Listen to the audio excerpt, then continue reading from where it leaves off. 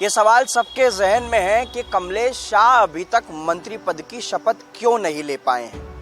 एक तरफ रामनिवास रावत है, विजयपुर में वो विधायक थे कांग्रेस के, इस्तीफा देकर भाजपा में शामिल हुए तो उन्हें मंत्री बना दिया गया।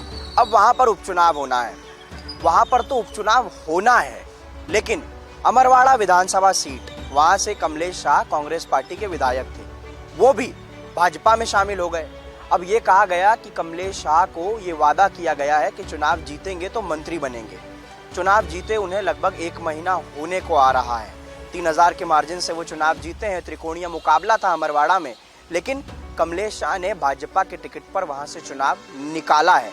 कमलेश शाह के लिए वहां पर मुख्यमंत्री मोहन यादव, जो सांसद है बंटी साहू, विवेक बंटी साहू, और तमाम जो कांग्रेस और भाजपा के नेता हैं, कांग्रेस के नेता मैं इसलिए कह रहा हूं क्योंकि कमलेश शाह पहले कांग्रेस में थे, कुछ उनके भी नेता इंटरनली सपोर्ट कर रहे थे भाजपा के कमलेश शाह को जिताने के लिए। ऐसे में भाजपा और थोड़ी सी कांग्रेस से कुछ नेता जो कमलेश शाह के करीबी हैं, उन सभी ने यह कोशिश की कि कमलेश शाह जीत जाए। शाह जीत तो गए, लेकिन अभी तक मंत्री पद की शपथ नहीं ली है। इसके पीछे क्या कारण है? क्योंकि रामनिवास रावत यहाँ पर कारण बनते हुए दिख रहे हैं। हमने देखा कि रामनिवास रावत को मंत्री पद की शपथ दिलाई गई। जब विभाग की बात आई तो उन्हें वन एवं पर्यावरण दे दिया गया। वो विभाग पहले नागर सिंह चौहान के पास था और नागर सिंह चौहान के पास बचा अनुसूचित जाति कल्याण का जो विभाग है वो। नागर सिंह चौहान इस बात से नाराज हुए। ये भी खबरें आई कि वो अपनी पत्नी के साथ में इस्तीफा दे देंगे, यानी कि उनकी पत्नी जो सांसद है वो और नागर सिंह चौहान दोनों ही इस्तीफा दे देंगे।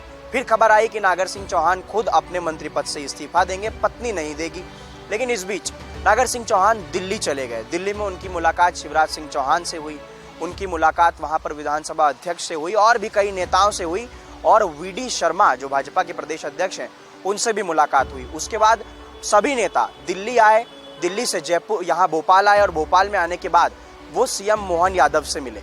ऐसे में जब सीएम मोहन यादव से मिले तो जो भी खटास थी वो मिटाई गई और नागर सिंह चौहान शांत हो गए।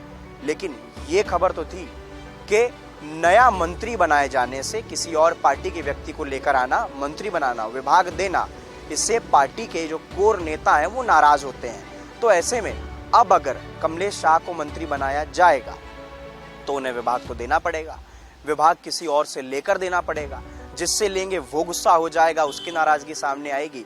ये कारण सामने आ रहा है कि कमलेश शाह को अभी तक मंत्री पद की शपथ नहीं दिलाई गई है। लेकिन खबरें ये भी हैं कि 15 अगस्त के बाद में मंत्रिमंडल विस्तार, मंत्रिपरिषद विस्तार मोहन यादव सरकार का हो सकता है। हो सकता है कि जो 1-2 पद खाली हैं, कुल 35 मंत्री बनाए जा सकते हैं, 1 या 2 सीटें खाली है, उनमें से किसी एक पर कमलेश शाह को बिठाया जाए। अगर ऐसा होता है तो विभाग कौन सा जाएगा, इस पर सबकी नजरें रहेंगी। लेकिन हम आपको लगातार इस प्रकार की रिपोर्ट्स दिखाते रहेंगे। तब तक के लिए कैमरामैन विपिन यादव के साथ मैं आकाश ले रहा हूँ विदा।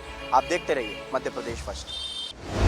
इस तरह की और वीडियो देखने के लिए हमारे YouTube चैनल को सब्सक्राइब करें और बेल आइकन को दबाना ना भूलें। यदि आप हमारा वीडियो Facebook पर देख रहे हैं तो पेज को लाइक और फॉलो जरूर करें। हमारे अन्य सोशल मीडिया पेजेस से भी जुड़ें।